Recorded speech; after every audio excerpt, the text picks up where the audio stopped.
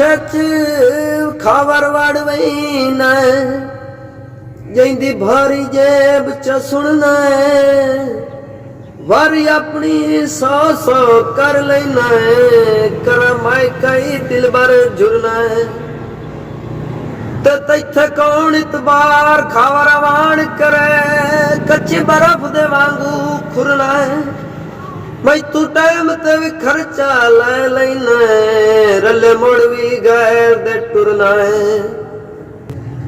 होवे वक्त तां